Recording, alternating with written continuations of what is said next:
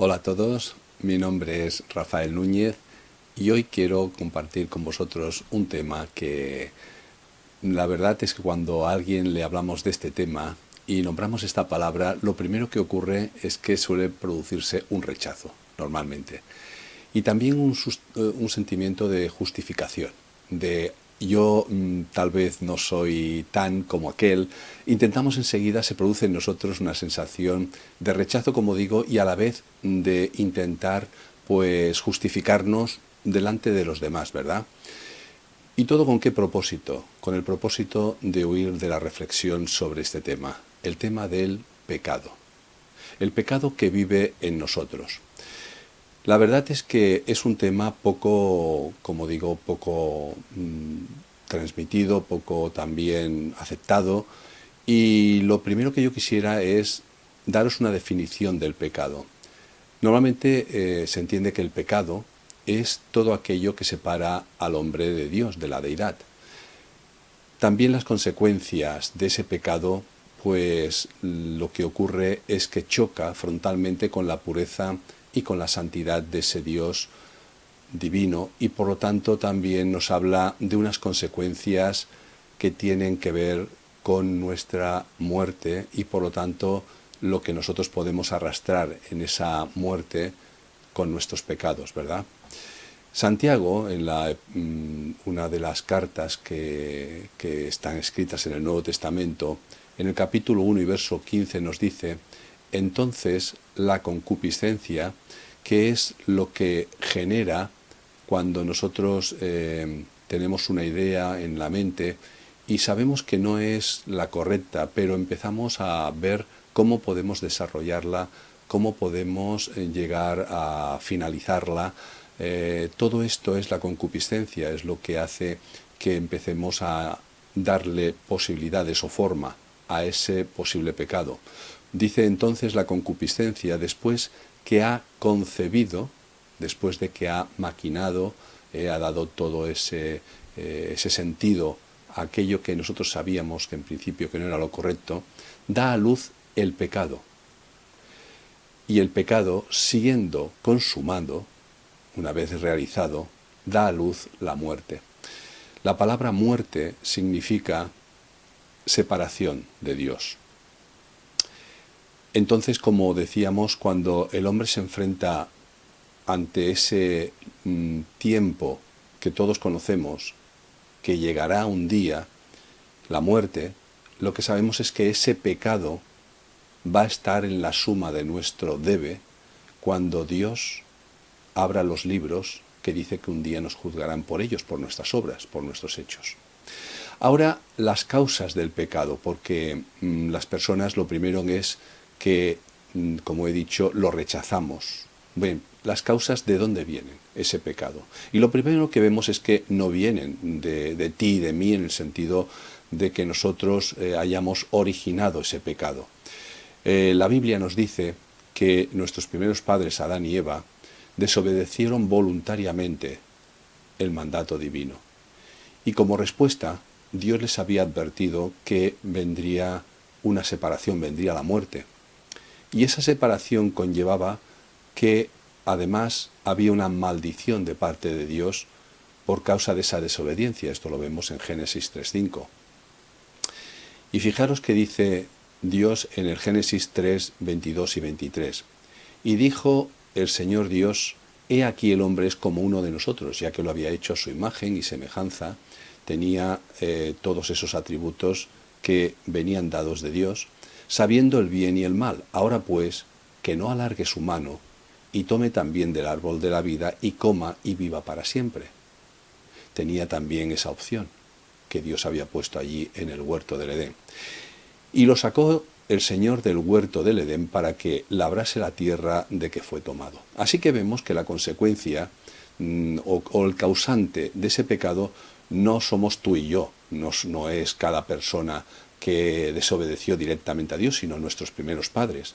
Pero sí que heredamos esa condición de maldición que nuestros primeros padres recibieron. Y todos los que venimos de ellos, de nuestros primeros padres, que es toda la humanidad, pues traemos esa condición caída. Esa es la situación. Por lo tanto, las causas de la condenación de los seres humanos no viene dada por el pecado de nuestros padres, sino por nuestros propios pecados, ya que nuestra condición, que es así que la heredamos de nuestros primeros padres, nos llevan también a concluir en toda esa clase de pecados. Como digo, Dios no nos va a condenar por los pecados de desobediencia que hizo Adán y Eva, ni me va a condenar a mí por los pecados que hayas hecho tú, me va a condenar o me condenaría por los pecados que he hecho yo. ¿Qué pecados son estos? Fijaros, por ejemplo, en la epístola a los romanos, la carta que el apóstol Pablo escribe a los romanos, en el capítulo 1 y versos 29 al 32, nos da una serie de todos esos pecados que nosotros cometemos cada día. Estando atestados, dice, hablando de la humanidad, de los hombres, de todos, no hay justo ni aun uno, no hay quien haga lo bueno, no hay ni siquiera uno.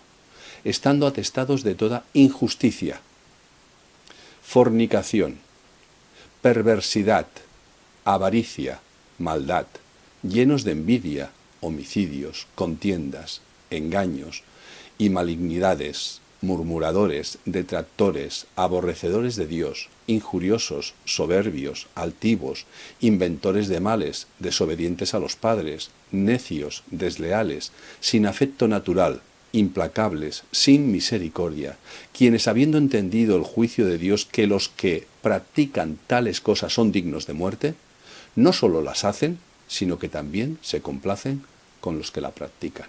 Ahí tenemos, como os digo, las causas de la condenación de cada ser humano, no por los pecados de otra persona, sino por los pecados que nosotros generamos en nuestra condición caída y maldecida por Dios.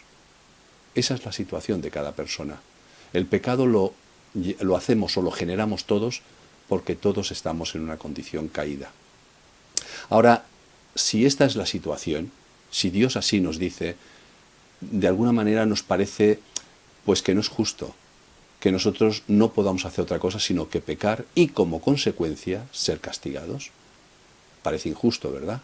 Sin embargo, Dios, juntamente, por no querer aniquilar aquella obra que Él hizo en nuestros primeros padres, dio justamente también con esa maldición, dio también su promesa, dio también la solución. Y Dios habla de que en su Biblia, la Biblia, la palabra de Dios, afirma que para los hombres cambiar esa situación es imposible.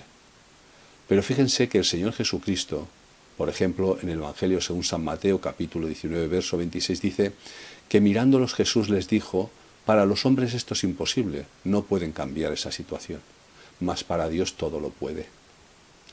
Así que la Biblia establece y nos confirma a Dios, hecho hombre, hecho carne, que vino a la tierra hace 2000 años, ha establecido para los hombres que mueran una sola vez y después el juicio, Hebreos 9:27. Pero Dios es rico en misericordia, se compadece de nuestra miseria, y con ese gran amor con que nos amó, Efesios 2:4, envió a su Hijo con el propósito de sustituirlo en el juicio que nuestros pecados nos arrastraban. Por lo tanto, fijaros que Dios mismo es el que ha tomado nuestra carga para que nosotros podamos ser salvados de esa situación que nos encontramos, que no podemos, como hemos dicho, cambiar, no podemos dejar de pecar porque somos pecadores. Pero Dios ha querido cargar en su Hijo, el Señor Jesucristo, esa carga de pecados. Fijaros, en la primera epístola del apóstol San Juan, el capítulo 4 y versos 9 y 10 dice, en esto se mostró el amor de Dios para con nosotros, en que Dios envió a su Hijo unigénito al mundo para que vivamos por Él, no para que muramos, sino para que vivamos. En esto consiste el amor, no en que nosotros hayamos amado a Dios, sino en que Él nos amó a nosotros y envió a su Hijo en propiciación por nuestros pecados. Esa palabra preciosa significa que nos ampara, se pone delante del juicio que nosotros merecemos y nos ampara y nos justifica para que nosotros no seamos condenados y destruidos en el infierno, llevados a un lugar de sufrimiento eterno. Por lo tanto, si es bien que no podemos dejar de pecar por nuestra condición caída, sí que podemos ampararnos en Dios, podemos pedir el perdón de nuestros pecados, reconocerlos y a la vez el Señor darnos esa libertad a la que nosotros no podemos alcanzarla de ninguna manera por nuestros propios esfuerzos. Pero Él, que es rico en misericordia, como hemos visto, sí que lo consiguió por nosotros. ¿Cómo se obtiene entonces la reconciliación del pecador con un Dios santísimo?